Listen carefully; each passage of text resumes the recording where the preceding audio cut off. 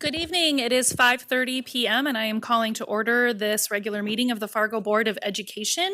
We will begin with the Pledge of Allegiance. I pledge allegiance to the flag of the United States of America and to the republic for which it stands, one nation, under God, indivisible, with liberty and justice for all. Thank you. I will look for approval of our agenda. Greg? I move that we approve tonight's agenda with the human capital addendum at our workstations. Second. Okay, I have a motion from Greg and a second from Nimal. Any discussion? All right, all in favor, please say yes. Yes. Yes. Any opposition, same sign? And that motion passes 9-0. Next, we move on to recognition of the audience. At this time, the board will hear comments from the public. We ask that each speaker who has signed up to address the board state their name and home school district for the record. We ask that speakers refrain from using this forum to criticize or complain about a specific employee or student by name. Vulgar or profane language will not be tolerated. The board is interested in your comments and will listen carefully, but is not obligated to respond to or debate issues in this forum. This evening, one speaker has signed up to address the board. Each speaker will be allotted a maximum of 3 minutes. Upon conclusion of the allotted time, a chime will sound and the speaker is asked to conclude. If necessary, a final chime will sound 15 seconds later, signifying the end of the speaker's time at the podium. I will now call our first speaker, Victoria, to the podium.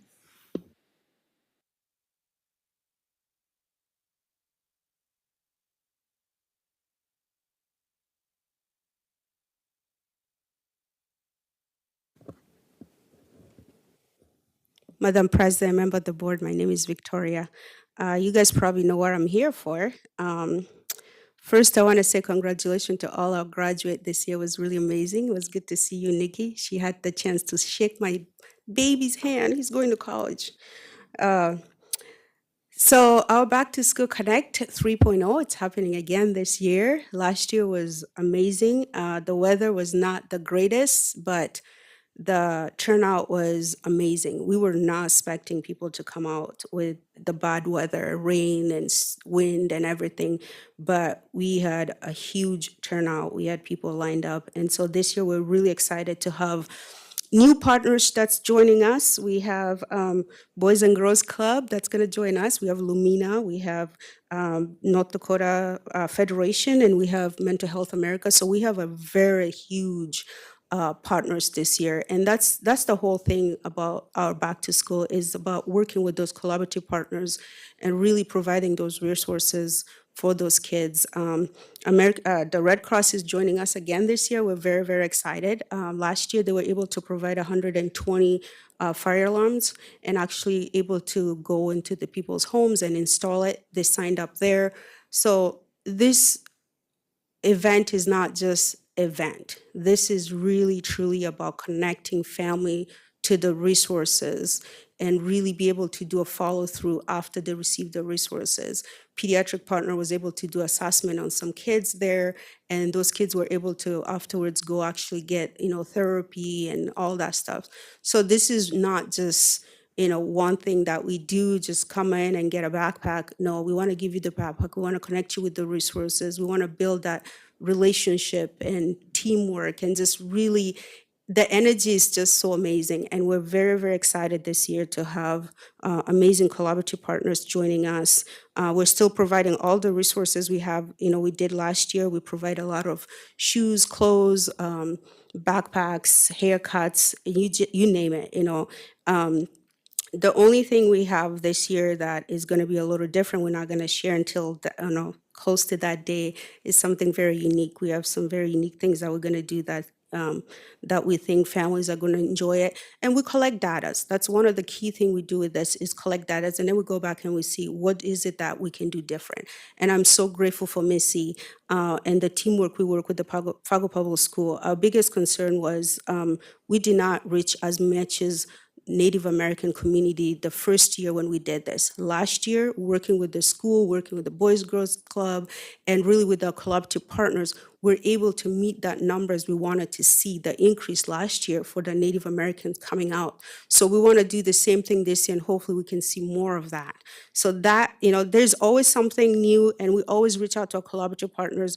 What ideas do you have? What do you want us to do different? What can we add? What services do you think? It's all about communicating and having that working relationship and just really having an open and willing to take input and feedback from the people. And that's one thing that made Fuse very, very powerful when it coming to collaborative partners. I mean, I don't have flyers for you guys this year, but if you look at our collaborative partners, this is nothing. We have more partners. We just did not have enough space to list everybody. So we try to put our new partners, and then we try to put our older partners and just kind of keep them in the back of the burner. But we're going to have a bigger, more collaborative partners that are going to be there. So we're very excited, and we hope that whoever is the liaison for Jefferson, I hope you come out this year and just come say hi. Come look at the community working with the school. That relationship is so powerful, and that's what we want to see. Thank you so much, and God bless you. Thank you, Victoria. I know it's not common for board members to address public comment. Victoria, what is the date of the event and where can we find more information? I know the answer, but I think it's so important. I'm so sorry. The date is August 6th. This year, we're doing it a little bit early because my kid is going to college. I need to be prepared so I can, move my minivan probably next to his dorm. I don't know yet. But, so it's going to be early, August 6th, and it's going to be at Jefferson Elementary. We stay at the same place. We had so much feedback that they want us to move it to south, move it to a different location. But relationship is really important. And that neighborhood is what we want to target. And a lot of the families who come, they don't have access to transportation. So we want to stay in a neighborhood where we can actually have the impact on the community and the kids we really want to serve. But it's going to be at Jefferson Elementary. Thank you, and thank you for starting this event and continuing this event. Thank you. Okay, next we're moving to our report section. There is no FEA report, so it is time to turn to our interim superintendent, Dr. Bob Gross, for his admin report. Well, thank you very much. I just have a very short report this evening, and that's just to let you and the community know that today we began our summer school program for middle school and high school students. I called Jim Keel, who is our principal for the summer, and he let me know we have about 800 middle school and high school students who are taking advantage of summer school. Elementary summer school will begin in July, so I'll have some numbers when we get to that point. But I just wanted to take the time to publicly thank all of the teachers and the staff who are part of our summer school program to help our students continue to learn and grow over the summer. Thank you very much. Appreciate that. Next, we move to our consent agenda, and I'll look for an approval or a motion. Go ahead. I move approval of the consent agenda with the HC addendum. Second. Okay, we have a motion from Melissa and a second from Ally. Any discussion? Okay, all in favor, please say yes. Yes. Yes. Any opposition, same sign. Okay, motion passes 9-0. So next move into business, and our first item is memo 122. This is a health insurance premium recommendation, and so I'm going to turn to Jackie to introduce it. Thank you. The Health Insurance Committee met in May, and the Planning Committee reviewed this information last week as well. Before you is a recommendation from the Health Insurance Committee for rate increases in our health and dental plans that would be effective January 1st of 2026. Just some brief information on that. There's no change in the cost share model between the employer and the employee. We're continuing our existing plans, which are 2 high deductible plans for health. We have 1 dental plan, and that recommendation to maintain the HSA levels that the employer is currently contributing to our staff as well. The tables have the information, a lot of numbers, a lot of percentages. And so I guess in addition to that, we have attached the budget for our insurance fund as well, and would ask if you would recommend approval of that as well. And with that, I will turn it over if you have any questions. Yeah. You should make a motion. Well, I can't have a conflict. Oh, that's right. Okay, do we have a All right, at motion? this point, I'll declare conflict of interest because my spouse utilizes the health insurance option provided to her by the district. Thanks. Melissa's on the committee. I have the same conflict. Okay, thank you for that. Do you want to make the? I'd be happy to make a motion. Yes, please. I move that we approve the internal service fund budget along with the Health Insurance Committee's recommendation effective January 1st, 2026 of an overall 7% funding level increase in the health insurance premiums, maintenance of HSA contribution levels, and maintenance of embedded deductibles set annually by the IRS, and an overall 5% funding level increase in dental insurance premiums. Second. Okay, we have a motion from Melissa and a second from Ally. Do we have any questions or discussion on this? Ally? Sorry. So obviously with being on negotiations, we've talked a lot about the cost increase to our teachers. Do we have an idea of what that looks like? Like what's the cost increase for them? Or am I missing it in these tables? Look on page 2, and that is what the each share would go up per month. Okay, so what is it now though? Excuse me? So it's going up $33. Okay, it's not costing them that. Okay. Correct. This is, the second table is Oh, the amount share of the increase. increase. Maybe I should read the title of the table. I just saw a bunch of numbers and I was like, that's how much it costs. Okay, got it. Okay.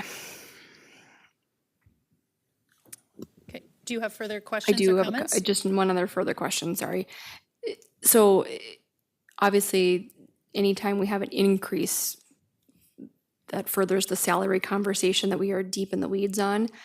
Did we shop around for different plans, or is there any other options that we look at in order to minimize those costs? Yes, we actually did. We have a vendor called Gallagher, and what we do is we get with Gallagher and we go out to marketplace, probably more than most school districts do. We are very fortunate that we're self-funded, because if we weren't self-funded as a school district, this cost would go up exponentially beyond what it is right now. In addition to that, we've been very fortunate that, Jackie may correct me if I'm wrong, but it's been 7, 8, 9 years since we've raised dental. So we've been able to lock that down. And although our increase for medical is 7%, most districts, when you talk with them, are in that 12, 15% raise. So we do go out to market. We have been able to, because of that competitiveness and the stability of being in Fargo, we've been able to get really decent rates in a tumultuous time of like cost increases in all medical packages. Okay, thank you. Nikki, did you have a question? I actually had some of the same questions Okay. because of negotiations, so thank you Okay. for covering them. Yes, Melissa. I just want to say that I've served on the Health Insurance Committee this year, and I just want to echo what Jeff has said. I've been really, really impressed with Gallagher, and if I remember correctly, we reviewed the bid in planning not, I guess, over a year ago now. And I was really comforted by the fact that it's a heavy, it's a committee comprised heavily of teachers, and they voted nearly unanimously to raise these increases after the presentation. So I think we are doing the absolute best we can to keep these costs as low as possible while offering comprehensive insurance to our employees. Great. Robin? In relation to negotiations, it was mentioned during our planning committee how carefully that we communicate a 7% increase. That is not a 7% increase that to salaries. It does not compete with that. It's a 7% increase in the insurance piece, which is much less than 7% on our personnel budget. So I just want to remind everybody of those nuances. And carefully message that. I hope I relayed the community's or the committee's conversation accurately. All right, any other conversation, questions? Okay, Anne Marie, I think we're ready for the roll call. Olenberger, Yes. Berklin, Yes. Day, Yes. Gullickson, Yes. Kristen Nelson, Yes. Robin Nelson, Yes. Christensen Meineer. Yes, motion passes 9-0. 7-0. Oh, 7-0, yeah. I'm like, why are my tally marks not adding up? I'm like, everyone's here. Okay. Got it. Okay. Thank you for that. What do we do without Anne Marie? All right, so next we're going to memo 123, and this is about the school board professional membership, and this comes from me. So hopefully you read through this before today's meeting. At governance, we were recently discussing the professional organization options for our board. There are two kind of national school board associations, NSBA. We've been a member of this since 1975, and then there's a newish one called COSBA. That also exists. As part of being involved with NSBA, they do have a membership, a National Connection NatCon membership, and we have subscribed to this and paid for this in the past. It comes obviously with some different kind of perks and benefits that you can see listed in the memo here. The membership has been around 5,335, and for the upcoming year, it will be 8,620. When we were discussing this at governance, we do get a bit of a discount if we go to the National School Board Association, but it doesn't necessarily make up the full cost. So we basically came to the conclusion that the cost is not necessarily worth the extra benefits that come along with it that you see listed in there, like the daily, the brief, the legal clips, the federal advocacy. So what I would like to do now is look for a motion, and then we can have some discussion. Robin.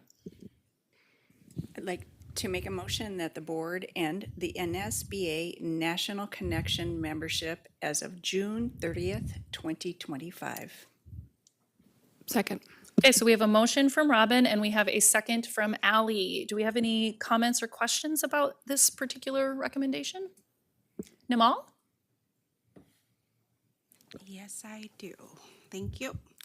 So bear with me here.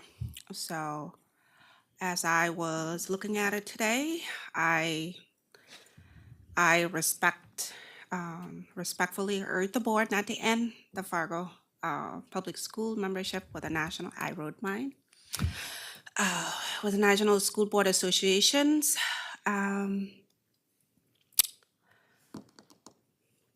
for nearly 5 decades, NSBA has been has provided this district with invaluable resources offering legal insight from federal policy update, professional development tool that directly support effective governmency. In today's climate, where public education is increasingly impacted by legal, political, and social pressure, we need a strong national partnership to ensure our decisions are both informed and future focused. On a personal level, for me personally, NSBA has been incredibly valuable. It has allowed me to connect with school board leaders across the country. Learning from their experience broadened my understanding of how to respond to issues that impact students nationwide. These connections has helped me grow as a leader, and it's make me more informed decision right here in our districts. NSBA has taught me an important lesson: how to respect each other board member roles and voice, even when I may strongly disagree or feel that the same respect has been extended to me. That lesson has deepened my commitment to lead with integrity, courage, and a strong sense of public services. Was COVA, or COVA, if that's how you pronounce it, is still developing. It does not yet offer district level membership or provide the same breadth of resources as NSBA bring to the table, like legal clip, national webinar, or policy briefing. Yet the cost has increased. But $8,620 is an investment in knowledge, connections, readiness, Ending our membership without a strong replacement weakened our position at a time when we strongly inform leadership matter the most. Let's connect our legacy of leading, not just locally, but nationally. I heard that you all maintain our NSBA membership.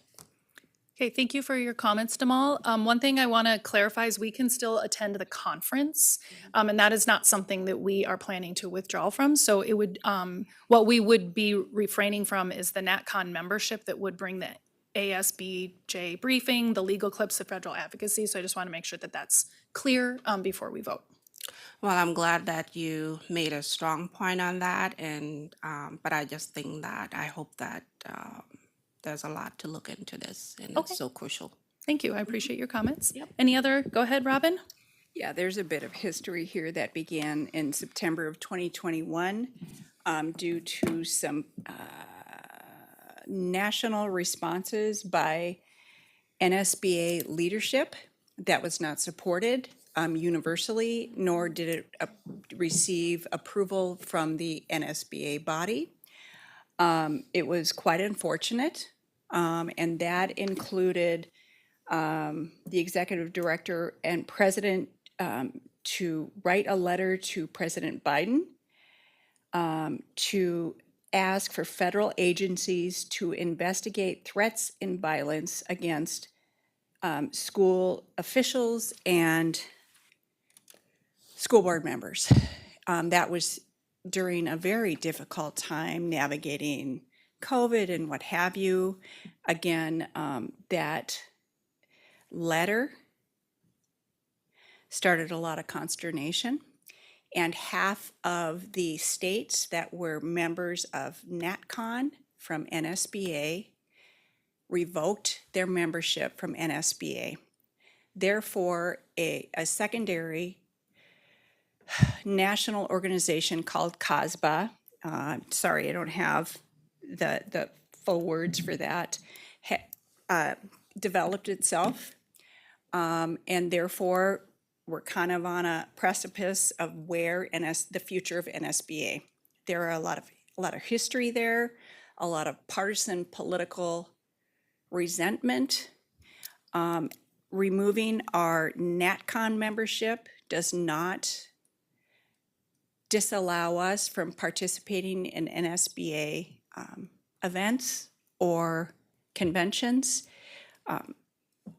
And this is the same direction that North Dakota School Boards Association has taken. So I am very supportive. It's an unfortunate conversation. Completely agree with you, my colleague, Amal. A lot of details that are political and uncomfortable, but I am very supportive of this motion. And we can still do all the same things that we're doing without paying a lot of extra money for perks. Thank you. Nikki? And if I could jump in as well, I appreciate your comments, Nimal. I do feel I was very excited the first time we attended an NSBA event, although it was right after that had happened because it was COVID, the year that I was first elected. But it's Consortium of State School Boards Association, otherwise known as COSBA. And our State School Board Association, they are members of COSBA, which came out of those who left NSBA. I have had the pleasure of attending both now, and I'd like to say I think you will be very pleased should you choose to attend the COSBA events. They are designed for local school boards. Dropping this heightened level of our membership will save us some dollars, will save us a boatload of emails, and I too am very supportive of this motion. Thank you. Any other questions or comments? Greg? Real quick. So I really have appreciated all of the time I've spent interacting with the National School Board Association. But everything that I appreciate about NSBA has nothing to do with being a NatCon member. I don't think individually I get any value from the NatCon membership, so I'm wholly in support of this motion. Any other comments? Okay, I think we're ready for this vote. Berklin, Yes. Clark, Yes. Day, No. Gullickson, Yes. Jason Nelson, Yes. Kristen Nelson, Yes. Robin Nelson, Yes. Olenberger, Yes. Christensen Meinier. Yes, motion passes 8-1. Yeah, Just have a quick question for Sure. you. So, board policy GP 14 specifies, that's board travel, does specify in it about the NSBA National Conference in attendance. okay, Is that something that you'd like to look at governance about maybe, yeah, possibly editing that just to broaden that opportunity? for sure. Yeah, we Okay. probably don't want to limit ourselves in policy to that. Yep. Okay, I'll get that ready for then the July governance committee meeting for you all. Thank you, I appreciate that. All right, and then next we're moving to assignment of canvassing committee, which is memo 124. As you can see in this particular memo, as stipulated in GP 2E, we need to appoint a canvassing committee to do a little bit of work prior to our July 8 meeting. At the July 8 meeting, this is when we will elect our new president and vice president. So these roles are for 1 year. The canvassing committee will consist of governance committee members who are not serving in the role of president or vice president. Furthermore, GP 7 states that the committee members not serving as officers of the board will annually canvass all board members willing to serve in the role of president or vice president, and then they will bring that information to Anne Marie. So I am looking for a motion. Here, go ahead, Namo. Can you please turn on your mic? Thank you. I recommend that Melissa Berklin, Greg Clark, and Nikki Gullickson serve as 2025 Canvassing Committee as a stipend and policy, with Greg Clark serving as a chair of committee and reporting their finding to Anna Marie Campbell by June 25th. Second. Okay, so we have a motion from Namal and a second from Robin. Any questions or comments about this process? Okay, let's take a vote. Clark, Yes. Day, Yes. Gullickson, Yes. Jason Nelson, Yes. Kristen Nelson, Yes. Robin Nelson, Yes. Olenberger, Yes. Berklin, Yes. Christensen Meinier. Yes, and that motion passes 9-0. All right, we are next up to our board reports. And so I am going to start with Ally. Does that work for you? Okay, we'll hear from Ally first. All right. Things have been busy and all kinds of wrapping up of the school year events. I had my 5th grader this year graduate from Longfellow, so I got to not make it through that day without crying a lot, but that's okay. It was a great day. Also had the opportunity to volunteer at Field Day. I just love, like, that whole day is just so much fun with all of the activities and just the creativity that goes into the day. I got to do a new game this year. It was called Top Secret, and so it was like it wasn't a running activity, but they used their brains instead and had to tell their friends how to make the puzzle that was in the super secret room. So that was really fun. Davey's graduation, absolute like highlight. I don't know when that actual tradition started on the board, but it was so rewarding to be able to see all those graduates. And as I shared at negotiations last night, I'll share this as well, is I thoroughly enjoyed watching Josh at graduation on Sunday. He was literally beaming from ear to ear the whole time. And when I had shared that with him, he shared with me, he goes, yeah, there was one special student that I, up until the last day, worked so hard to get across that stage. And I just wanted to share that tonight because I just really, it's just our teachers give a lot, and their pride comes through in these days as well. So, and then I had a great conversation with Sarah at Bennett, and she is very grateful for us passing the elementary boundaries conversation. And other than that, I've been living and dying and breathing all things Matrix. So that's my update for everybody. Thank you. Jason? Yeah, I attended planning last week. I had some good conversation there. And then to echo a little bit of what Ally said, been on the board for a year, and it's easy to point out the highlight of the last year, and that was handing out diplomas last Sunday to Davies kids. So thank you for allowing me to do that. Of course, Namal? Thank you. I attended the planning. Very interesting. Um, and then also too, I went to McKinley. It was fun to get to see the kids and the staff, but I didn't get to meet the principal. And then I went to Longfellows. It was fun because my kids get to play what is it, the checker with the second grader, third grader. It was fun to see him do that, and then also with the kids too as well. And then the fun part was me attending Dakota High School graduations. It was very joyful to see these kids dressed up, come out with their attires, from their different culture and so forth. And then we get to go outside to call their name. The principal did an amazing job anyway. And then we high five too as well. 'Cause it's for me, I think it's one of those highlights that I feel like I was welcomed, I was seen, I was heard, and the kids see me too as well, and their staff, and I couldn't have it any other way. I think it's I mean, just them going out there, being honored and attending college itself. It just reminded me of my kids last year. And I guess I kind of shed tear a little bit. So, but anyway, all was good. Thank you. Nikki? Thank you. May 28th, we all attended a board work session. We've had a lot of quality time lately as a board. Had several days where we just went one right into the next.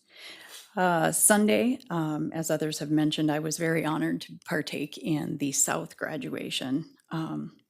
I think that's got to be one of the very best pieces about serving as a board member. You just bust with pride when you look at all these kids and you hear their families and you look out and see all of our teachers. It's just really an honor. And then yesterday, tied in with my service on the Native American Commission, I listened to the city got together and they're talking a lot about the same things that we are in negotiations about. How are they going to move forward with caps and budgeting and expenses and different things like that. I'm hopeful they will find a way to continue to support the Native American Commission one way or another. We were the first in the country. And so that's really a point of pride, and I'm very proud to serve that committee. And then likewise, we also had governance. Thank you. Thank you. Robin? Thank you.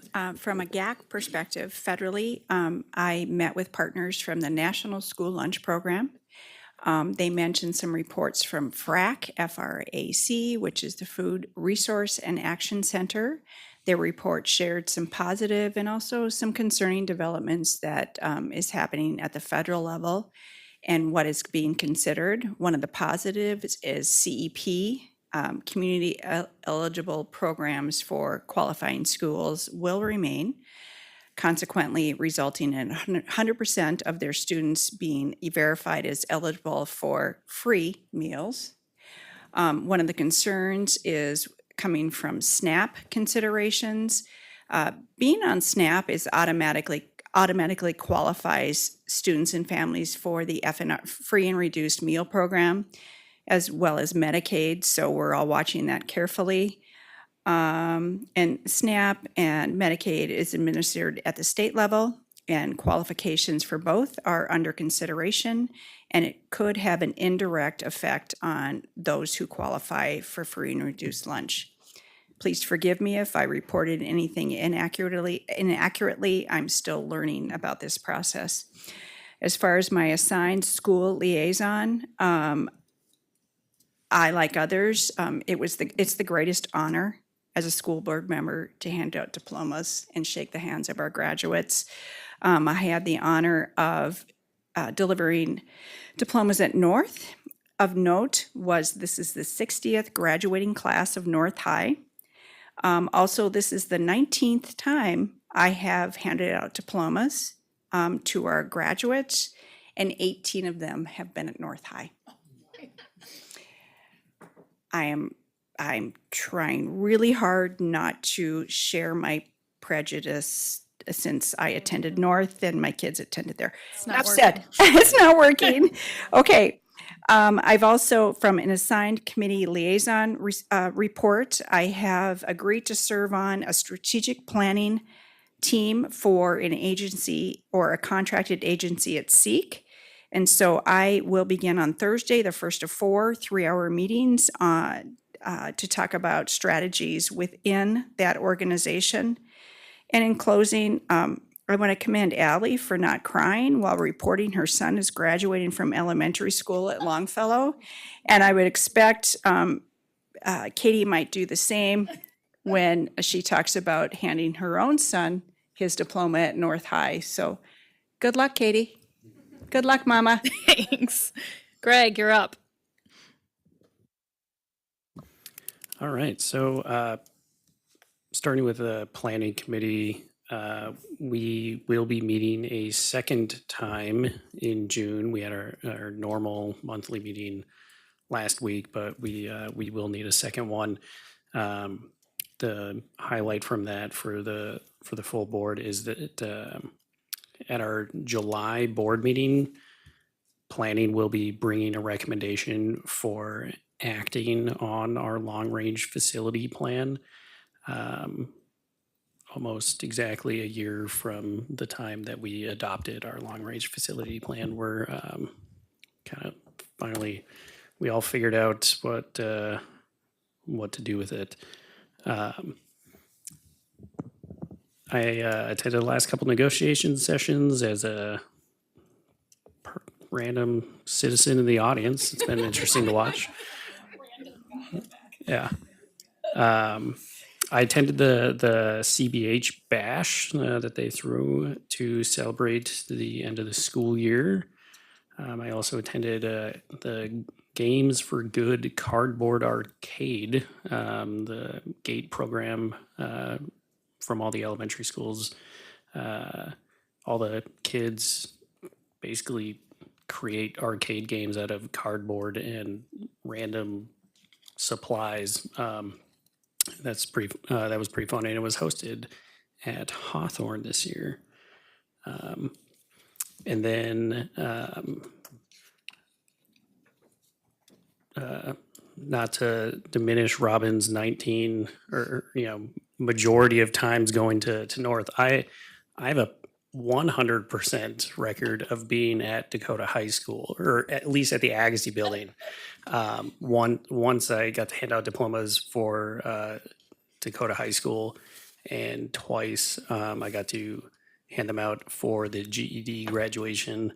I specifically request those because I know that that is a different road traveled for those students, and I really admire their courage to take a different road but still be committed to their education, mostly because my own parents, neither of them graduated from a traditional high school. So it's really cool for me to see kind of the non-traditional stuff that FPS gets offered. Nice. Thank you for sharing that. Melissa. Yeah, so my liaison school, one of them is Virtual Academy, and so I handed out diplomas last week, and I did not make it through the ceremony without crying. It was really, really special. They do a beautiful ceremony for their graduates, and this year, one of their graduating seniors is an incredibly talented musician named Ella Rude, and she's, I'm now following her on Spotify, but she sang the anthem and then did a really beautiful song for their class, and so that was, again, can't say it enough, it was really a highlight of this past year. So we are in negotiations, and we've been pretty busy. We had a meeting last night. I would say we are truly down to about 2 issues, and that's workday and then salary. And we will be needing an executive session this evening to go into more detail about our strategy moving forward. We do have one more meeting with the FEA next Tuesday at 5:30 p.m. And I think we all remain quite hopeful, but there's things that are really important to us too. So we'll get into that in just a few minutes. Thank you, Melissa. Kristen? Outside of negotiations, which has taken up much of our time, I also attended South High School's graduation and didn't hand out diplomas to, my child or anything, but I did hand out diplomas to 2 of my former YMCA kids whom I had at Jefferson Elementary when they were in, I can't remember if it was kindergarten or first grade. And these 2 kids they're twins, and then they had an older sister too who graduated 2 years ago, I believe. And this family made a huge impact on us as an entire Jefferson staff because just where they came from and how smart they were and their determination especially with their mom, who's a single mom, their determination just to do better. And so after graduation, and Nikki and I got back into our cars on a very cold and windy afternoon, I texted my former staff. And they're like, what do you mean they just graduated? And I'm like, I know, they were just in first grade. So it was really impactful. And obviously they didn't recognize me or knew who I was, but I could tell deep down that they were still, the little first graders that we used to have at Jefferson Elementary. So it was really special, and I still think about it. Thank you, Kristen. Okay, so for my president's report, we had governance yesterday where we discussed some policy changes that will be coming to the board. So you can be on the lookout for that related to GP2E, and that's because of some changes in state law. We also talked about GP8E, which is the results for our monitoring schedule. And so I know that the administration is going to take a look at that. If you do have any suggestions for kind of moving things around, you can always reach out to them. And if it's something they want to do, they'd bring it back to us. And then in terms of that last week of the school year, I was probably the rather intimidating board member that asked if I could visit classrooms on the last week.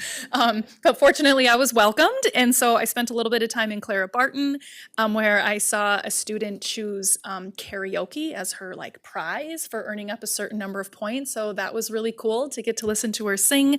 And probably the highlight of my week visiting was I visited a teacher at Centennial who uses flexible seating, and she has tents in her classroom. I'm not kidding you. There were 3 tents, and it was the coolest thing. She's teaching idioms, and there are kids sitting in tents, paying attention and answering the questions, and it was just the best. So it was really, really cool. They're just a very connected group in that room. So shout out to them. Oh, yeah, and then graduation. I think I can actually get through it without crying because I actually managed to get through the graduation ceremony because it goes so quickly. They're handing you those things. You got to kind of keep up with it. But as mentioned, my son did graduate, and it was just, it wasn't just him. Okay. It was all the kids. I mean, I think back to coaching basketball when they're in 3rd grade and tying their shoes and telling them which basket is ours, so that they shoot in the right hoop. I never ever imagined that someday I'd be handing them diplomas. All of them, not just my own son, but all of them. So I just am so fortunate that I get to sit in this position and that was one of the perks of the job. So, and I know some of you have kids coming through, and maybe someday that'll be something you'll get to do too. But it really truly goes by in a blink. So, and with that, actually one other thing I was going to share, not nearly as much fun, is I know summer is a time of travel, so if you are going to miss any board meetings, please make sure you let Anne Marie and me know. We need to ensure we have a quorum at each meeting. So that's just kind of keep us in the loop if you're going to be gone. So, and I think now we are moving into an executive session. Oh, May I interject? Sure. I would like to thank you, President Christensen, as you asked me to substitute for you for a board meeting for which you could not be present. However, that is no longer the case. Correct. And our board president has 100% attendance at all board meetings, and I think that needs to be acknowledged. There was one time where she was not able to be here, and I think that was due to a medical thing, COVID, okay, but she still participated. So thank you, Katie, for your leadership and your commitment to our board. Thank you. It's been an honor. It's been really great. It's a good group. Okay, are we ready? Yeah. Melissa? I was going to make a motion. Yep, go for it. Okay. I move that we move into executive session for the purposes of negotiation strategy as permitted under North Dakota Century Code Section 44-04-19.1 and 15.1-16-22. Second. Greg? I'd like to declare a conflict of interest. I also have a conflict. Okay, thank you. Anne Marie, do you want to do the roll call, please? Day, Yes. Gullickson, Yes. Kristen Nelson, Yes. Robin Nelson, Yes. Holenberger, Yes. Berkland, Yes. Christensen Meinier. Yes, motion passes 7-0. Okay. Yep, we'll take